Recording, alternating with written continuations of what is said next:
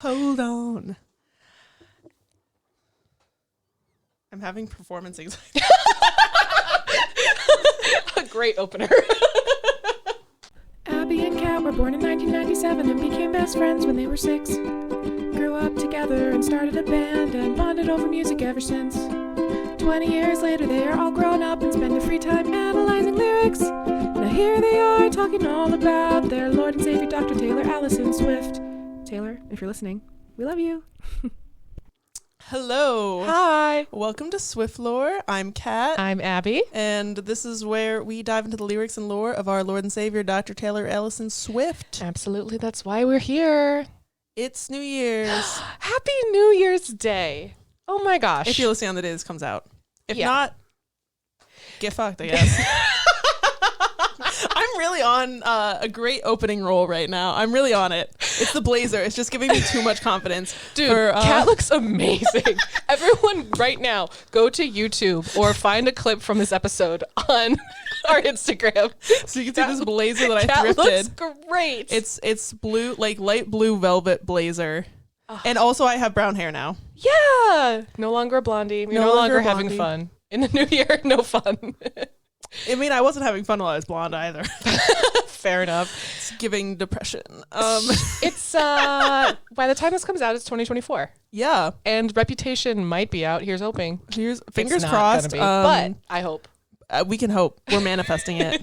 And if it's not, I will cut this out, just like I did when we thought it was going to come out. One episode, we were so convinced. We just did this whole thing. It was like 5 minutes where we just talked about the inevitable drop of Reputation, and then it just didn't happen. I also, I'm covering a song from Reputation today. I'm doing New Year's Day. I'm doing Begin Again. And I was going to wear these little snake earrings that I have that even if you're watching this, you probably can't see them because they're very tiny. I got them for the rep tour, but then I was like, this blazer needs to be worn. And this is a silver jewelry blazer. You know what I mean? It's not a gold blazer. You look so good, though. Thank you so much. I did that. My favorite thing, it's not my favorite thing. I don't know why I said that. Just something that I really like about the dynamic of our podcast is how you're always just so much more put together than I am. Only on the outside. It's all external, baby. I just find something Divert attention. I'm fine. This is why you guessed that all of my top songs were happy. Yeah. Well, okay, because I'm the sad girly between the two of us, and you're always like, let's put on a bop. Like, this song is too sad. And then come to find out your top songs are all just, like, miserable. I'm like, bro, are you okay? No. Because I was editing last week's episode, and I'm like, why do I not know my best friend? I've known her for 20 years. It's the lying that I do. It's the lying. It's the Aries. It's the Aries. It's the fact that I'm an Aries sun and an Aries rising. And I'm a Cancer sun and a Cancer rising. We are what it says on the tin. So I just love that. I love that dynamic for us. Sorry, I got a LinkedIn notification on a fucking Saturday Oh. during break. What? I applied for this job like 2 years ago with our like AHL hockey team, the Amherst, and like I got a notification on LinkedIn a couple weeks ago that was like someone from the Amherst, like to your profile. I was like, it is too little, too late. Yeah. No hockey for you. No, I mean I did go to a hockey game. Oh. I like hockey. Traitor. I'm gay. Oh. And then it's kind of funny how I got into hockey. This is a great tangent. So interesting. Thanks me. You're sorry. Wait. I'm sorry that you're going to have to edit this out probably because it's not interesting. Anyways, the reason I got into hockey was because I got dumped and then I had this existential crisis about like, I need to have something that my ex doesn't know about me. So I just got into hockey because I had just finished reading all of Check Please. Great. And then I picked a random team. Like I literally just watched a game and I said, whoever wins this game, I'm going to be a fan of them. And that's why I'm a Detroit Red Wings fan in Rochester, New York. Okay, but we have Rochester Red Wings.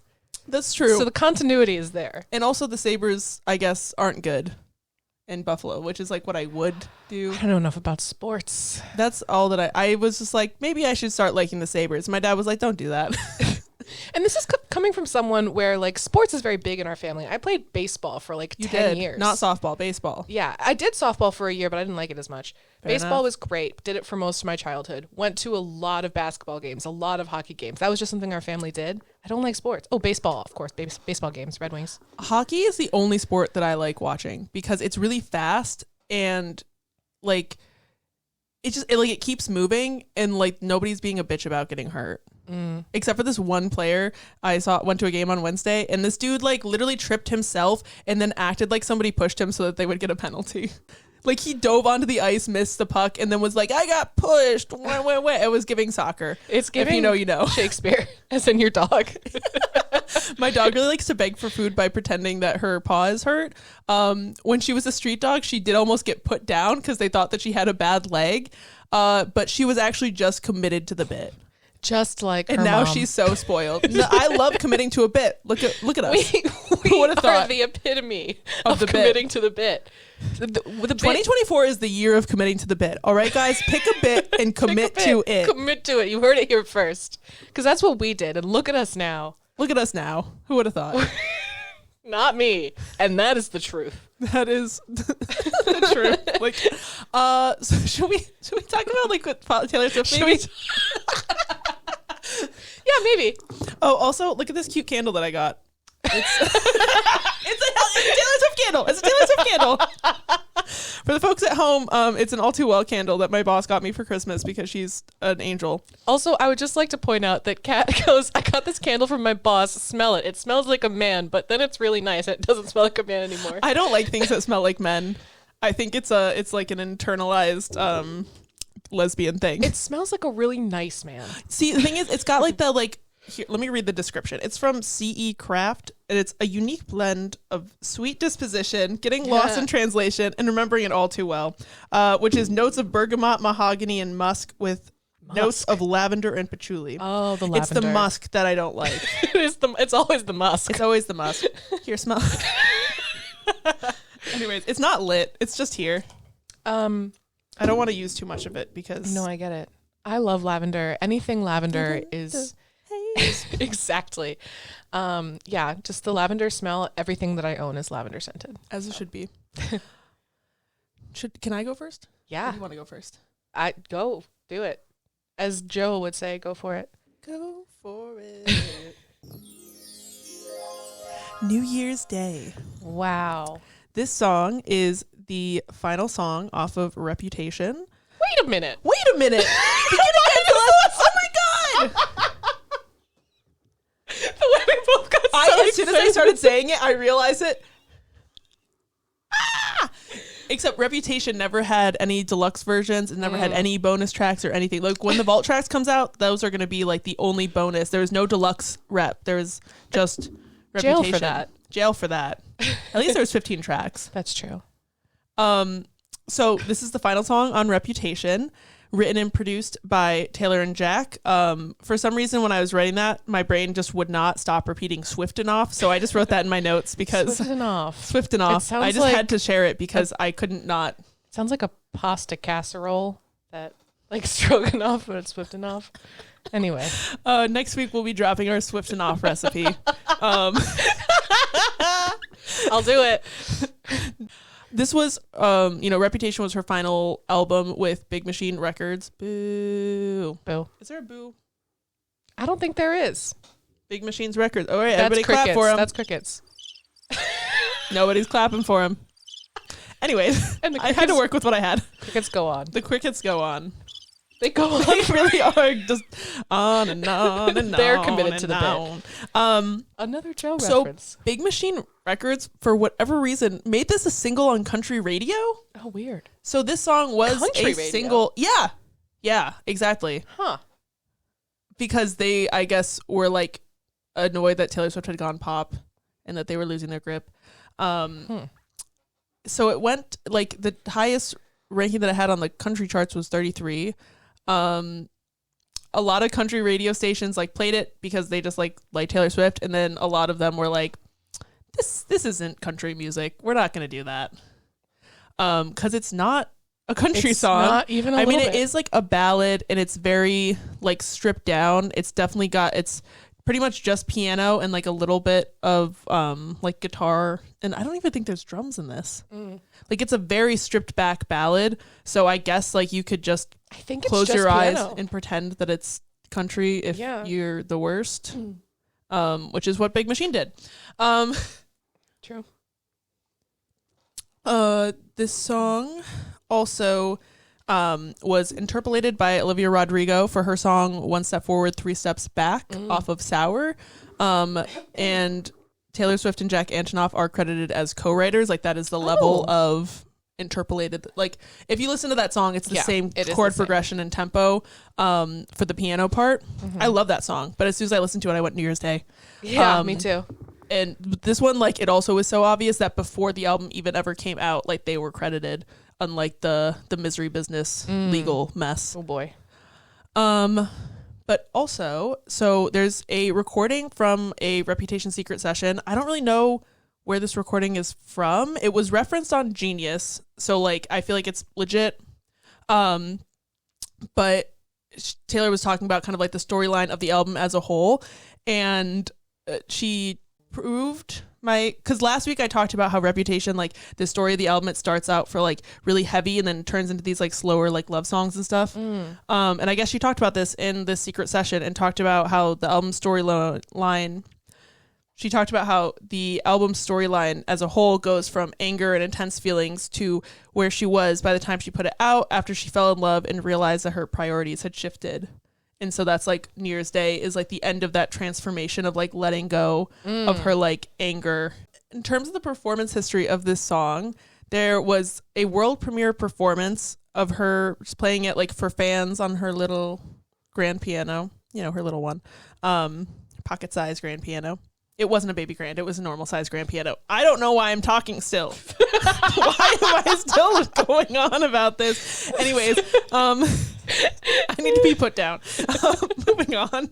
So this song, that little performance, was aired on ABC on the commercial break for an episode of Scandal. Olivia Pope stan to her core. I mean, she literally named one of her cats after her. That's true. So that's that.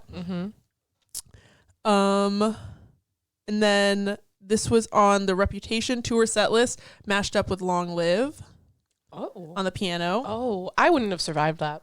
I wouldn't either. We need to rewatch the Reputation tour before. Sure, I never actually watched it. I watched clips of it because you were just like, it's just like we need to watch the Reputation tour. Well, no, right because now. it's going off Netflix on New Year's What? Eve. Yeah. Oh, no. So by the time you watch this, it's gone. So that's why a lot of people also are like Easter egg. Oh, interesting. This is It's coming out on Conflict. New Year's Day. it's gotta be. I'm so sorry, but if you're listening to this right now and Reputation TV is not out, I will eat my words, I guess. But I really think it's gonna happen. I'm just imagining the social media post of you eating a piece of paper that says my words on it. That's where I went with it. That's what I'm gonna post. And the other performance of note is the day that she announced 1989 TV. After she announced it, this is the song that she played after New Romantics. So it was like 1989, New Romantics, and New Year's Day, which is another reason why people assume that Rep is coming next. It's happening. My personal connection notes. My first one just goes, do I want to overshare? No, I don't. Not today. But I'll lightly overshare and just say, like, this song made me realize that a relationship that I was in was not good anymore on a New Year's Day. And that's all I'll say about that. So Unrelated to this song, but I also had a pivotal moment on a New Year's Eve with a partner into New Year's Day where I was just like, oh no. this isn't what I want. This is not what I want. This is not what I planned.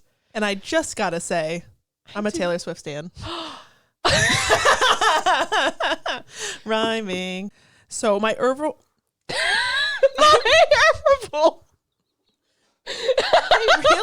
I don't know what's wrong with me. I literally am just like, I'm just gonna wheeze for a bit. I'm just trying to figure out if I'm having a stroke. I'm not. My arms are smell like let me burnt just- toast. The blazer really was a misdirect. See, it makes you think I have my shit together and I can't say the word overall. Okay, all right. So, anyways, my overall interpretation of this song is that after the highs and lows of this album of falling in love and like having all these issues with her reputation, this song is the epilogue to the story. It's the quiet moment once things have settled and you realize that you get to see your partner in this new way that feels so intimate and magical because no one gets to see this side of them and no one gets to see that side of you. And it's like the beauty of building a life together. Yeah. I love this song. Jinx, you don't owe me anything. Oh, that reminds me of like yesterday how Kat was like, I got you a Christmas present. And I was like, shit, we were supposed to do that? And I was like, no, I just got you something. I am the worst adult ever because I'm just like, oh no, it's Christmas. I guess I should like get my shit together. Like I just finished Christmas shopping yesterday. That's fair. The 23rd. I haven't wrapped anything, if it makes you feel any better. So, first lyric. There's glitter on the floor after the party. So I think this is part of Taylor's roots in country is her ability to like paint an image so quickly because good country music does that. And I think it's more popular in other genres like pop now because of like Taylor Swift's influence and other genre influences. But here she's like bringing us right into this moment, setting the scene, not saying like who is there, just saying that like the party is over. Like there's glitter on the floor. It was a good party. Like you're just standing there taking stock of the mess. Girls are carrying their shoes down in the lobby. So people were dancing, having a good time, like ditching their shoes so that they could dance more and not have their feet hurt. Which to me also kind of has this image of like intimacy for like a party with your friends. Because if you're going to like an industry party, you would want to be more concerned about like looking perfect and like looking, you know, put together. Whereas if you're like kicking off your shoes and dancing, it's more like your friends are all hanging out. This always reminds me, and it's so weird that this is the association I have with this song, but it always reminds me after sophomore semi-formal when we left like the dance floor and all the how old were we? 15? Yeah. All the 15-year-old girls holding their shoes because we all wanted to be cool and wear high heels, and then we all suffered. I wore 5-inch stilettos. You did, and I you still have killed them. it. I really liked this one guy, and during the slow songs, you know how they always had one slow song for kids to dance to? Just the one. It was When I Was Your Man by Bruno Mars. Oh my God. Yeah, I remember that. And I was just watching him dance with another girl. Oh, that's devastating. It was devastating. But then we all carried our shoes down in the lobby. That's cute. I blocked that night out. Yeah, but being 15, ladies and gentlemen. All right. Being 15. Not as bad as being 19. Not as bad as being 23. But then it's uphill Worse after than that. being 26. 26. Far worse. 26, way better. Yeah. Don't let the Paramore song fool you. And then next line, candle wax and Polaroids on the hardwood floor. Again, like just subtly being like this was a good party that went on for a while. Like the candles burned out to the point where there's so much wax dripping off them that it ended up on the floor. There's Polaroids everywhere. So everybody was taking so many like pictures and having so much fun that they just kind of like were leaving them places. It sounds like a really fun party, not gonna lie. It sounds like a banger of a party. And it was, she said in that same secret session that this was like the going into the year that Reputation was released, which was 2017. Can we throw a New Year's Day party, like a New Year's Eve into New Year's Day, once we have like more money? Yeah, next year. Yeah, I love that optimism. I will still be an unpaid intern. Hey, I next did year. the TikTok filter that tells you how your year is going to go next year, and it said I was going to make money. Oh, okay, great. It also says I would be like kind of single, but that's fine. Anyways, you and me from the night before. You and me from the night before. So it's like everybody's leaving. It's New Year's morning technically, but they're still there and they're still like just as happy with the two of them there as they were with all of their friends and all of this great party going on. And then, but don't read the last page. I have a lot to say about this, but because it's weird, like the way that it's phrased. It's the next like two lines. So it's you and me from the night before, but don't read the last page. But I stay when you're lost and I'm scared and you're turning away. And I feel like this is very the Archer coded. Who could ever leave me, darling, but who could stay? And the thing is, but is usually used like contradicting statements, like, but here it's not. So it's, you and me are still here, but don't think it's the end. Like, why include the but? I just had the most harrowing thought. It's because she's afraid of her partner leaving her. I'm the best thing at this party. I wouldn't marry me either. This is where the butt went. This is where the butt went. Ah! Oh no. I can't even make a butt joke because it's so sad. You ever get so sad you can't even make a butt joke? Yes, right now. Anyway. So yeah, she's just like, she's insecure about her partner losing her. So it's like, you and me from the night before, but don't read the last page. But I'll stay when you're lost and I'm scared and you're turning away. Don't let the story be over, but I'll stay when we have problems. Like that doesn't make sense. And so it doesn't make sense. The but doesn't make sense. And that's what's so genius about it, is it doesn't make sense to her that he doesn't want to leave, but she is still afraid that he will. I just got full body chills. See why I cried writing this? Oh. You did the AI reading the same letter over and over again noise again. I only do that on this podcast because you really just come in with these interpretations where I'm just like, oh man, because I love this song so much. I love this song, and I never thought about the butts until I was doing this, because I was looking at it and I was like, that's such a weird thing to include. Like there's not like what, it doesn't make any sense grammatically. And yeah. So then going back up a little bit, so don't read the last page. Even though New Year's Eve is an ending and New Year's Day is a fresh start, she doesn't want it to be over or to begin again. She wants their story to keep going seamlessly. It reminds me of that meme. I don't know if they do it on the last day of the year, the first day of the year, but when it's like page 365 of 365 or like page 1 of 365. Yes. Don't read the last page. Don't have that be the end of our story. Yeah. And that's the other thing, is like they're still there. The story isn't over. They're still in it. Stay 366. Yeah. Then, but I stay, again with kind of like the Archer parallel. Here's Taylor saying, I'll stay. And the Archer, she says, you could stay, as in, I want you to stay. Please stay. And then he makes the choice to stay. All you had to do was stay. Stay, stay, stay. Ah! I did. Foiled again. I'd like to say that really is a whistle bit. meme, but it's stay, stay, stay. Someone please make, not Josh Hutcherson, pick another random celebrity to do a collage to stay with, and then rickroll me with it. I want this. I'm begging for this. I know people will do it. Somebody do it. I stay when you're lost and I'm scared and you're turning away. And I think it's interesting that it's like he's lost and he's turning away and she's scared about it.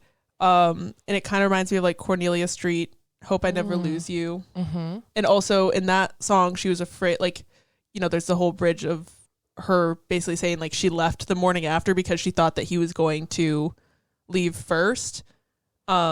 So like she turns away first because she's scared of him leaving, and then he doesn't leave, so she comes back. And also he's lost and he's turning away, as in the right direction is towards her, not away from her. Wow. I know. I compare my song to mine quite a bit, and I think this one can have connections to mine as well because there's that fear. Yeah. And he's reassuring her, as we talked about 2 weeks ago, he's reassuring her that like, you are the best thing that's ever been mine. I will stay. I remember that night by the water. Yeah. Seems very similar. Yeah. I want your midnights, but I'll be cleaning up bottles with you on New Year's Day. So she wants to share the fun, exciting times with him, bask in like the glitz and glamour of midnight on New Year's Eve with all the fireworks and the glitter and the Polaroids on the floor and the candle wax. But she also wants him after the excitement of the evening is over. She wants to memorize the books beside his bed and decide with him when they're going to take down their Christmas lights. And she just wants him in whatever form that may take, big or small, dramatic, or dying for him in secret. Wow. Yeah. I'm just over here just like, damn, like, yeah, every single time. Yeah. Because it's a song that like you can casually enjoy this song, but I can't. I can't either, but this song hits. Also, I Want Your Midnights. I love that because she's saying, I want those times with you that are big, exciting parties, situations like the big moments, New Year's Eve, holidays, partying with our friends, but also I want the domestic sweet nothing Exactly. moments. Because like midnights is not every midnight is an exciting time. Like half the time you're asleep, but she still wants that, even if they're just like curled up with the cats. Like she wants. This reminds me of midnights. Sweet Nothing, actually. It is giving Sweet Nothing. Yeah. Verse 2, you squeeze my hand 3 times in the back of the taxi. I left this out of the performance history earlier because I wanted to bring it up here. Mm-hmm. But when Jimmy Fallon's mom passed away, his first show back was right after Reputation had come out. And Taylor came on and did New Year's Day. And right before she performed, he told a story about how his mom would always squeeze his hand 3 times to say, I love you. And I'm crying because it makes me emo. I'm also crying just thinking about this story because I know this story. And Jimmy Fallon cries too. It's weird. But yeah, so like he told that story and he hadn't told that story anywhere before. So Taylor didn't know that like that was like important to him. Yeah. And then during the performance, during that line, you can hear her trying not to start crying. That is like a great performance of the song. It's really powerful. Because it's just like everybody is like silent, just like listening. And then at the end, like Jimmy Fallon comes over and hugs her. And it's like, it's not like oh, you're my talk show guest, we're going to do a hug. It's like her being like, you're okay, I got you hug. I think, let's just take like 5 whole seconds to just cry about that. I literally am me fighting back tears trying to be like, I see the glisten. I genuinely am crying a little bit. Yeah, no, like Kat's got like the watery eyes going. It's giving grief. I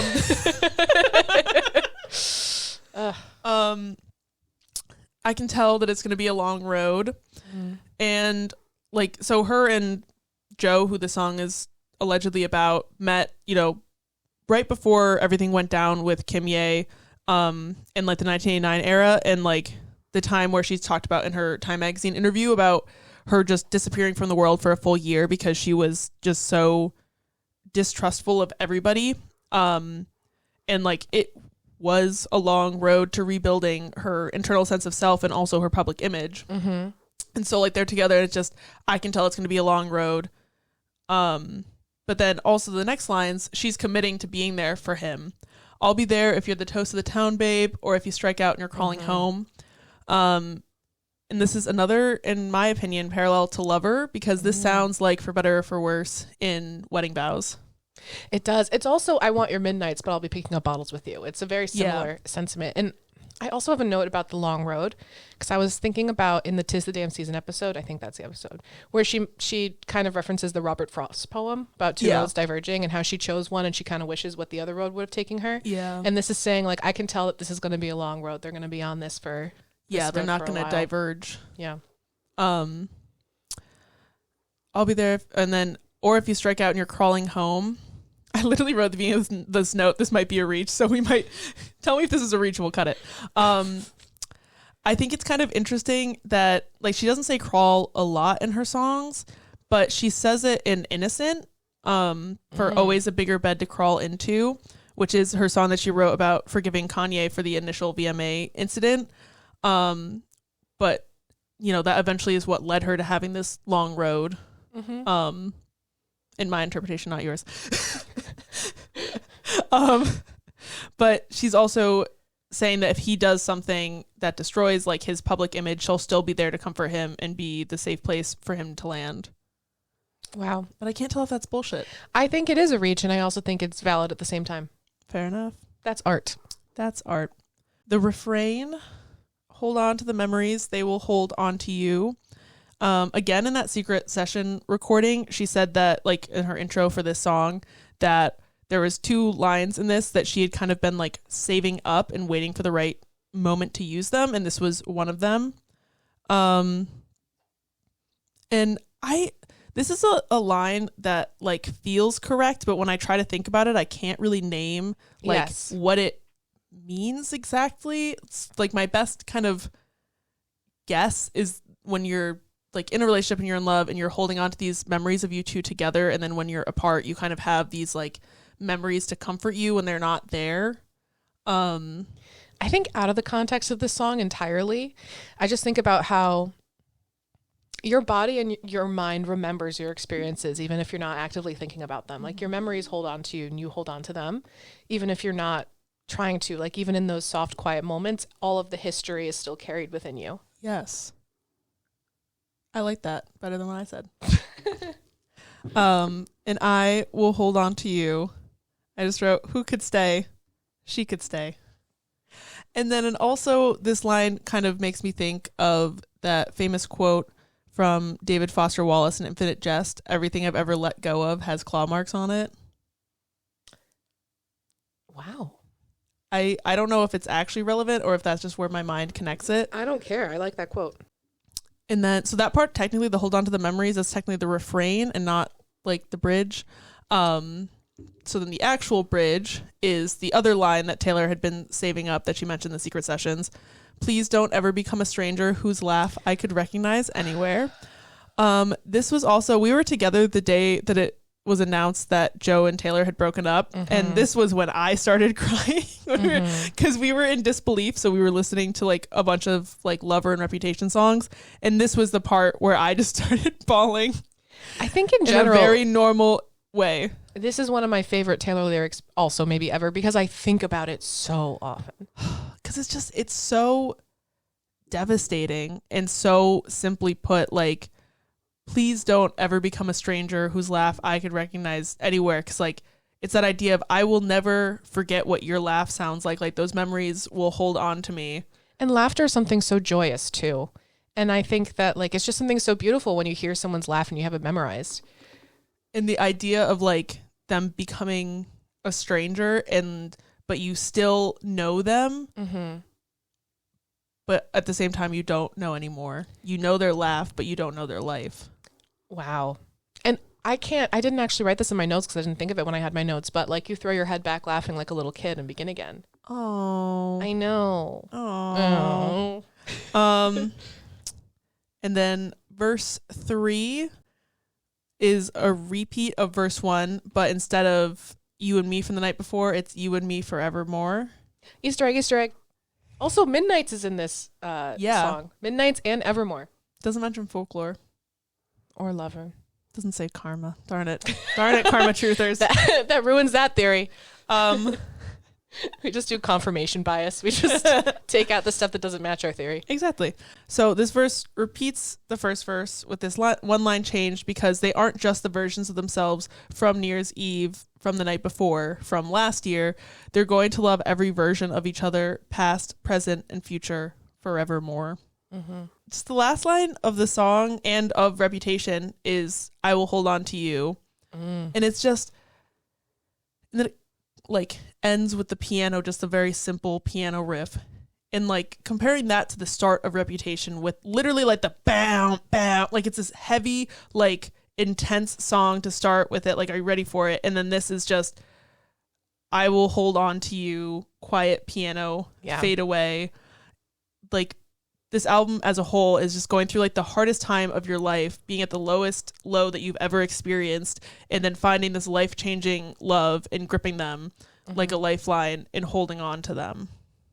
And she held on. When I heard Reputation for the first time, the album, this is unsurprising to you guys, I'm sure, but this was by far my favorite song. This is one I listened to off Reputation almost exclusively.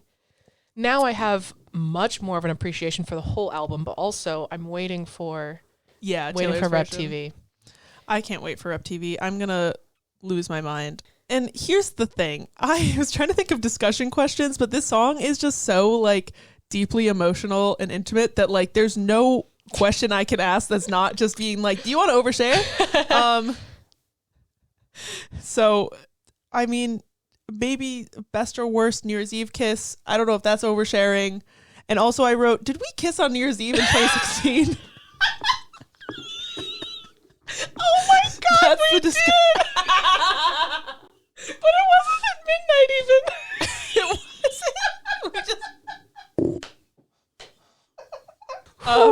Okay, best worst New Year's kiss.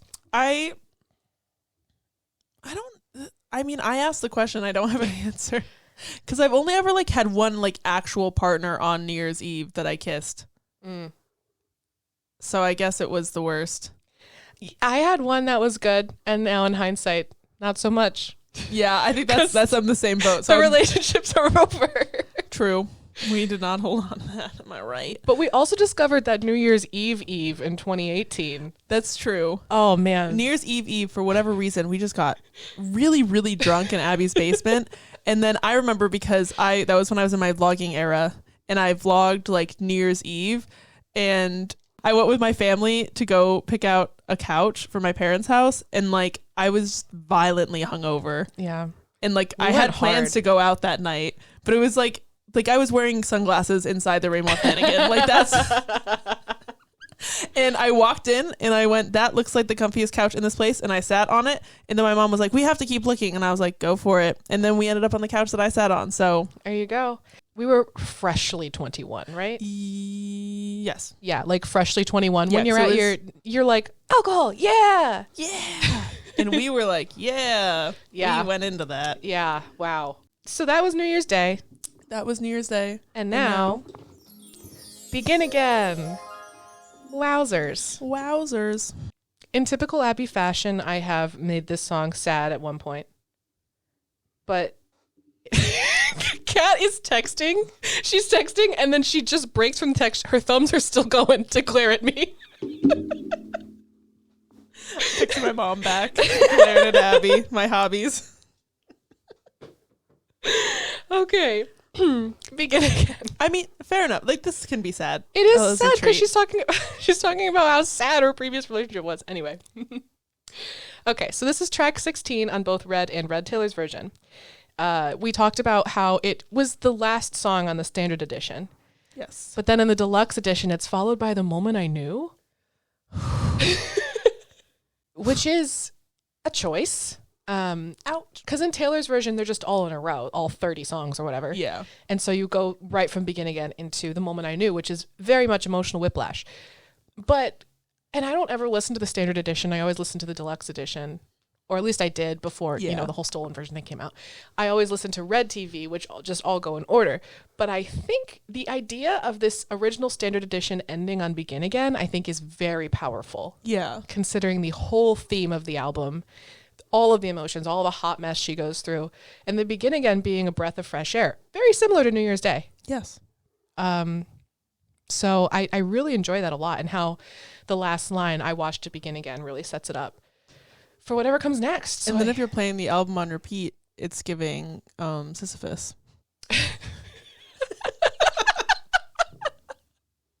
yeah. I think I need to be given no internet access anymore. I think they need to take that away from me. Oh, man.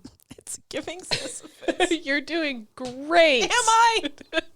Just imagine if you didn't have the blazer, all right? Then That's people true. would have been really concerned. That's true. The blazer really makes me seem less mentally ill.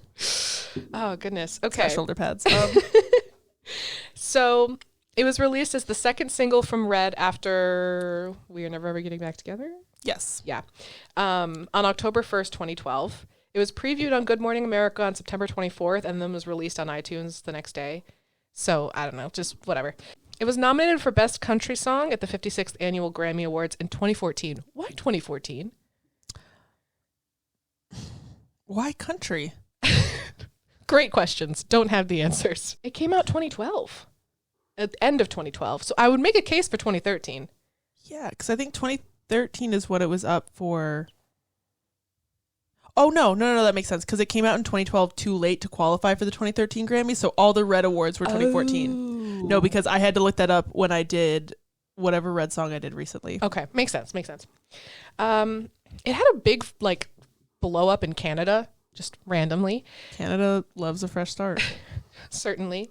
It peaked at number 7 on the Billboard Hot 100 and was certified platinum by the Recording Industry Association of America. Fun fact about this song, it was the first single to dethrone Gangnam Style within a week of release. Thank God. Thank God. Do you remember Gangnam Style? I try not to. Me too. They did that on Glee. They did. And Jenna talked about how that was the hardest song on Glee to record because she does not speak Korean. Yeah. Yeah. I just thought it was funny how Begin Again was the one that was like We're gonna kicked it out of top we're gonna- spot. You go away, Gangnam Style. It got overall positive reception from critics. We love that. Finally, unproblematic fave. Unproblematic fave, Begin Again. There's nothing to dislike about the song. There is nothing offensive about this song. It's just good. It's just a bop. It's just good and calming and sweet. Katy Perry told Billboard that the song Begin Again is one of her favorites of 2012, and she especially loved On a Wednesday in the Cafe I Watched It Begin Again. She loved that line a lot. Don't we all? And then she stole her backup dancers, started a feud. But then they became Hot Dog and Hamburger, and they hugged in the You Need to That's Calm true. Down music video. Or was it one of them French fries? I think it might have been French Fry Burger. French fry burger, yeah. Either way, they hugged, they made up. They're all good. Everything's fine. She performed it live at the 2012 CMAs. It was on the set list of the Red Tour. She performed it as a surprise song for the Reputation Tour in Minneapolis on August 31st, 2013. And then it was also performed on an acoustic guitar on April 23rd, 2023 in Houston, Texas for the Eras Tour. April 23rd is my dad's birthday. Love that for him. The music video was shot in Paris, and it's just Taylor just walking around being beautiful in Paris. It's a great music video. It is. I almost wore the dress that I wore in Paris, and then I didn't do that because it's 30 degrees. It's chilly out. So I'm wearing a sweater that has nothing to do with Begin Again or Paris. You know what? I'd be like that. You could have just made up a story. So fun fact about this sweater that I'm wearing, I actually got it on New Year's Day, fresh after going on a first date with someone. And then I went to Paris afterwards. And then Taylor Swift showed up and gave you a high five. Yeah, can you believe it? So that's why I'm wearing this shirt today. Okay. I have a lot of Taylor Swift quotes in my breakdown because she talked a lot about this song. I love that. So she told Good Morning America that this song is about when you've gotten through a really bad relationship and you finally dust yourself off and go on that first date after a horrible breakup and the vulnerability that goes along with all of that. All right. So now for the lyric analysis of it all. Starts with, doesn't say he took a deep breath. Made that up. Okay. In my version. Starts with, I can read, actually. I can. Well, I didn't know that was the first line. It's really quiet. I make jokes a lot that I don't know how to read. I'm basically just Leah Michelle. I don't know how to read. I've just memorized a lot of words. Anyway, Leah Michelle, I know you can read. That myth has been debunked, but you got to admit that's a funny meme. Has it been debunked? I haven't asked her personally, but Leah Michelle, if you can hear this, can you read the captions? oh man. Okay. Took a deep breath in the first line is took a deep breath in the mirror. He didn't like it when I wore high heels, but I do. So first and foremost, the hidden message in the original liner notes for this was I wear heels now. Queen shit. I love this line because he didn't like it when I wore high heels, but I do. Could either mean he didn't like it, but I like it, or she's going on this date and her ex didn't like it when she wore high heels, but she is on this date because she doesn't have to worry about this other guy anymore. So it could be taken either way. I've never thought about the second way, but that's very valid. And another Taylor Swift quote. One day I was going to meet friends and I had heels on and I thought I should take those off, but I realized I want to wear them and we're not together and there's no one to look at me skeptically anymore. Something about men who date tall women and then are like insecure about the fact that they're taller than them makes me livid. Yeah. It's giving Bejeweled. Oh, true. Yeah. It's giving like, did you see the thing where Simone Biles' husband is like being the worst? He did this interview. No. She was also there. And he was talking about how like he didn't know who she was before they met and how like he's the catch. He's like on an NFL team. I don't even know which one. I don't even know his name. And she's Simone Biles. Yeah. Men who say things like that, stop it. Get some help. And yeah, work on yourself. Stop putting women down because you can't deal with you. They're literally putting women down. They're saying don't wear heels. Exactly. Okay. As a fellow tall girly, because I'm 5'10", which is pretty tall for a woman. I don't know how much that is in centimeters for those of you centimeters. But I'm really tall and I never wear heels because I'm very insecure about it. just because of society. And also because of my own thing. Like when I wear heels, I'm always the tallest person in the room. And that makes me just like, I don't want to be perceived sort of situation. Fair enough. But it reminds me of the time that I got to meet Dominique Jackson, who is an actress on the show Pose. And I got to meet her randomly. She's so tall. I think she's like 6'2", and she was wearing heels. Queen. And she did this whole presentation, and I was so inspired by her. And I met her afterwards, and I was like, I've always been so afraid to wear heels because like blah, blah, blah. And she was basically like, you are powerful. Like you put on those heels and walk around and be proud of yourself and your height. Fuck yeah. And I was like, whatever you say, Dominique. You're everything to me now. I love that. But also I feel like it's a thing where like a lot of tall women developed a kind of like habit of like hunching in on themselves to make themselves smaller. Like I have friends and like family members who are really tall women who like that's like a thing that they hunch in on themselves. And also it's a thing with Taylor too, where like it's apparently she got some like special sports bra that's supposed to help with your posture. And like that's part of why people think like Eras Tour is like so like she looks so like powerful and good is because she's wearing like this I don't know how it works, but she's just wearing armor underneath her bodysuits. Yeah. And I love that for her. We stand. Be tall. Be tall. Tall people, if you want to be tall, be tall. Do it. Be Hello. tall. You have power and you have purpose. Turn the lock and put my headphones on. He always said he didn't get this song, but I do. I do. So she's leaving to go to this date. She's listening to music. She's calming herself down. She's listening to music specifically that he wouldn't like. And she's getting to experience these things and fully enjoy them because she doesn't have to worry about being judged by it. And I also think I like wonder if part of it of her listening to the song is her being like, this guy is not my ex. Like I can be myself again, and like reminding herself not to like fall into these habits that she did with her ex of like hiding things about herself that she knew he didn't like.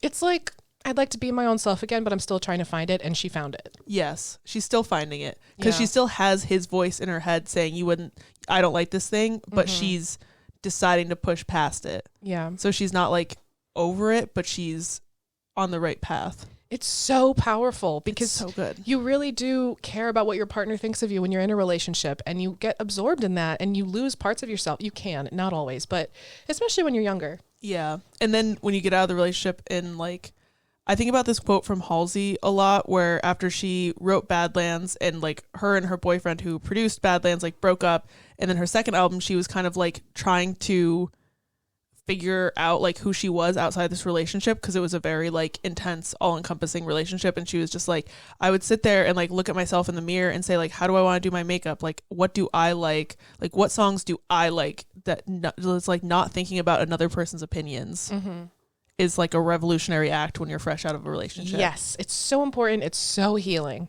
I love it. And Taylor did another quote about how saying that it was a big point of contention in that relationship when he would roll his eyes at her taste in music. And especially as a musician, music is something that is so important. It's important to me, and I'm not Taylor Swift, but like music to me is something that is so important. Sharing music I like with other people is a really intimate thing for me. Yeah, same. And to feel judged about that by a partner, it's the worst. It really is hard. It would be a point of contention for me too. Walked in expecting you'd be late, but you got here early and you stand and wave. So she's being greeted and just like, it's nice. And she had these expectations from the previous relationship that he's going to be late. And now she's realizing that a bunch of things that she tolerated, a bunch of things that she dealt with in the last relationship are not the norm.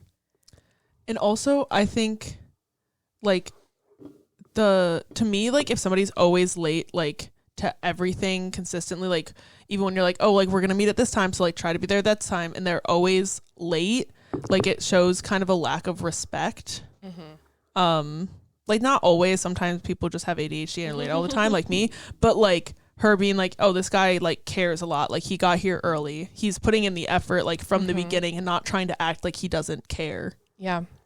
Which we know is kind of like from the other tracks on Red, kind of how her ex was, like pretending like he doesn't care about stuff and he's too cool. Sure.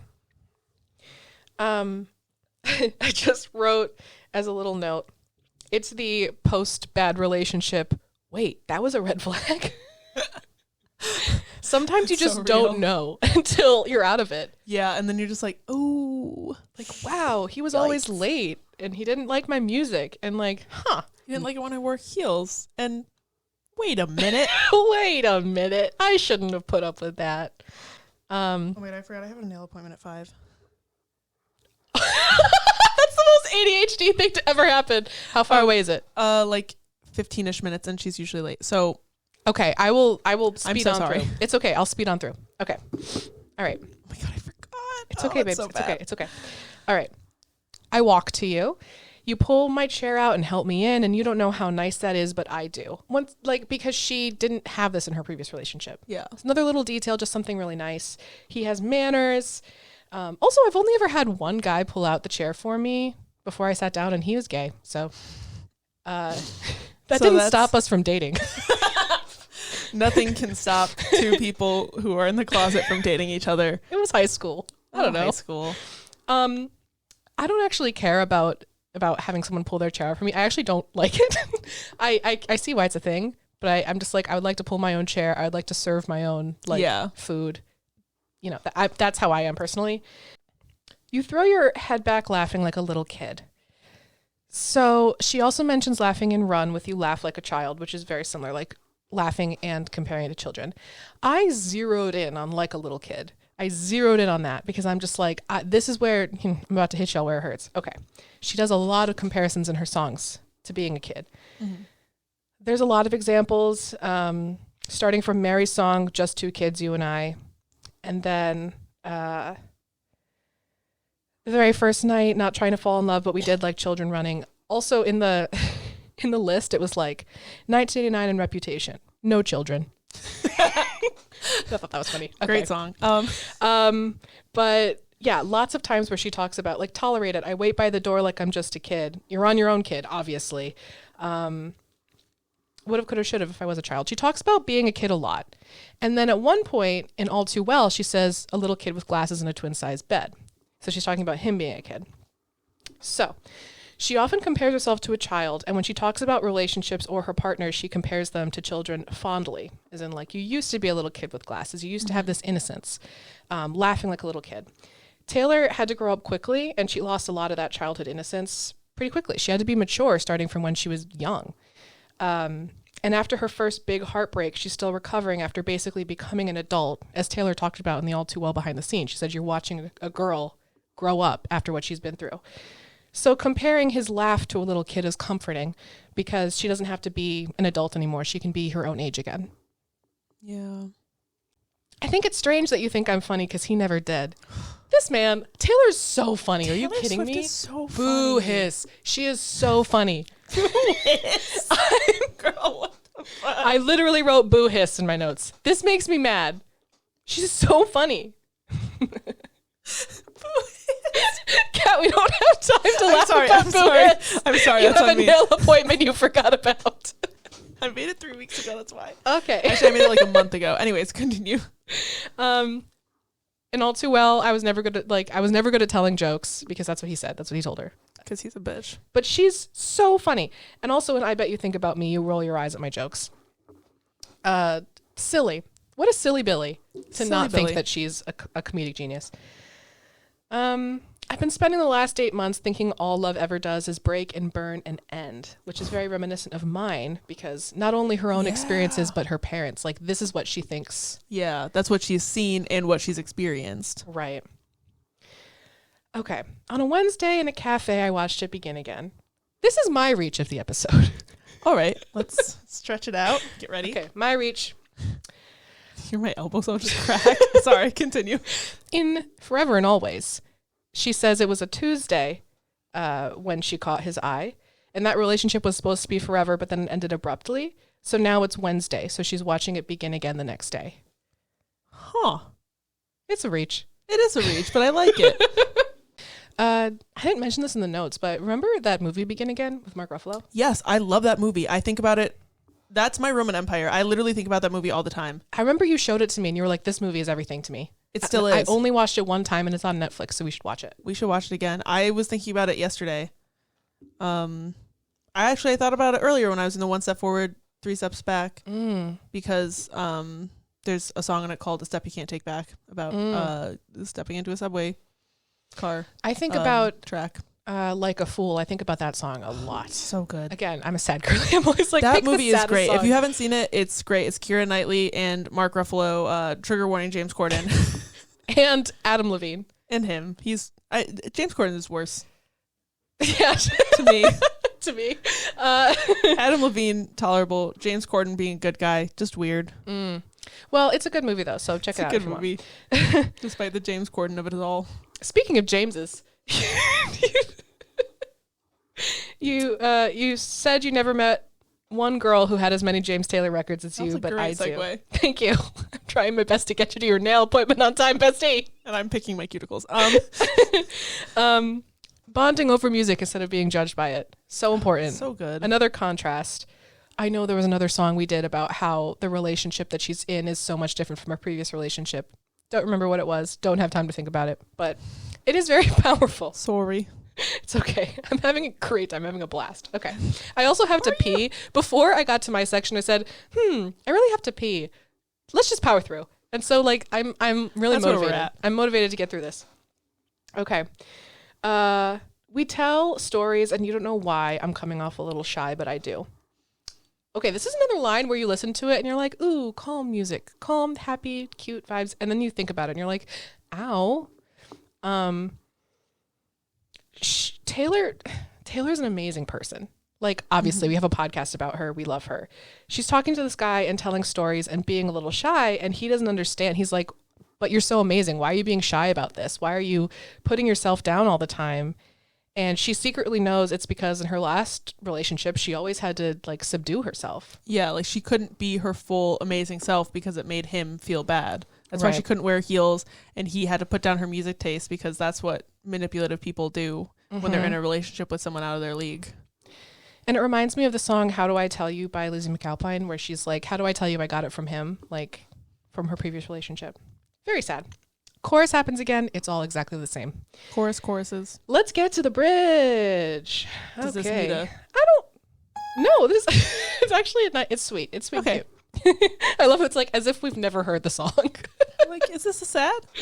This is So- the bridge of a happy song. Could be depressing. Could be Never be a know with nursery. us. Never know.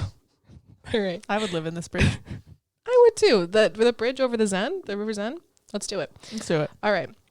We walked down the block to my car and I almost brought him up. So this is a moment where when you first start dating again, there's this hesitancy like, when do I bring up my trauma? Or like, when do I bring up my exes? I'm dropping hints that I'm traumatized from my ex. I'm traumatized from my ex. No, truly, like that happens to me. You're just Yeah. like, do I drop this or do I just let it go? And when do you drop the lore? Yeah. She's wondering like, what if I'm not over him? What if I'm too much? What if I'm not healed yet? Should I be doing this? Like she's overthinking. She's really hesitant about this. But you start talking about the movies that your family watches every single Christmas. And I want to talk about that. And for the first time, what's past is past. So another Taylor Swift quote. That moment came from my real life, and it's one of the last parts I wrote. When you're in a dark relationship, all you talk about are problems. So when that conversation happened, I thought, this is so light and innocent and good, and I want this. And I also feel like that part, it's like she's like, should I bring him up? Should I bring this stuff up? And then the person that she's with just like starts talking about something else, and she forgets about her ex in the moment. And like, I was talking to my friend who recently went through a breakup and talking about how like healing sucks because it's like you constantly remember your ex and then like slowly the time in between remembering them gets longer and that hurts in a different way. And like eventually like the time in between that you're not thinking about them outweighs the time that you are thinking about them. And like this is that moment where like it tips the scale to like you think about other things more than you think about your heartbreak. Definitely. And it's not as important anymore. It's not something that she feels like she's obligated to bring up. I also wonder if maybe the previous partner wanted to know about her exes. Yeah, That could be something. that's true. Where he was like, tell me these things. I need to know. I don't know. I don't know her partner or the relationship, but he seems like the type. It seems possible. But then I wrote that it could be that. It could be that her previous partner wanted to know about her past and former relationships. Or it could just be that in general, she feels like she has to constantly defend herself and her former actions to people, to the public, to partners, to everything. And this guy doesn't care. He's just like, so we watched this Christmas movie with my family. It's just such a relief. It's just so calm and sweet. She's just like, a lull in conversation. Should I bring up my trauma? If that ain't me. And that's why we have to date someone with less trauma so they can talk about Christmas movies. But enough trauma that I feel understood. Exactly. That's the it's a sweet delicate spot. balance. Putting that in the Hinge bio. So yeah, then she goes through the chorus again on a Wednesday in a cafe. I watched it begin again. It's so cute. What a fantastic ending to the standard edition. What a fantastic song. So powerful and so relatable as much of her music is. Quick discussion question. Could you ever date someone who wasn't a Swiftie? No, I don't think I could, because here's the thing. Like, I mean, I guess they could, as long as they liked Taylor Swift, I could date them. But like, if they're complete, like, because to me, like a Taylor Swift fan is like somebody who likes her music, and then Swiftie is like in it. So I could date a Taylor Swift fan that's like not at Swiftie level. I could get her there. Or I couldn't date, because the thing is, I talk about Taylor Swift so much. Yeah. Like, it's such an intrinsic part of my being. So I feel like if I was dating somebody that wasn't at least like a fan, I would immediately go to a place of like begin again, like collapsing in my thoughts, and that's not healthy, and that would build resentment. And then also, like, at this point in the world, if you don't like Taylor Swift, you're never going, like, you're kind of an asshole. I couldn't date someone that has those super old opinions. Exactly. And that's everybody who dislikes Taylor Swift, I feel like, hasn't given her a chance. Yeah. And I feel like if I told someone that I do a podcast about Taylor Swift, if they rolled their eyes or gave me any shame about it, right out. Ghost. Out. No way. Immediate ghost. I refuse to be shamed Same. about that. So anyway, yeah. Should we do our little hinty songs? Little hint song time. My hint song for next week is Great One by Jessie Reyez. Mine is July by Boyish. And that's all for this week. Follow us on Instagram at SwiftLorePod. And on TikTok at SwiftLorePod. And Crispy High Five. And happy 2024. Happy 2024. I wish I had a little popper. This is our popper. No. Ow! That was it. All right. Ow. Bye. Go get your nails did.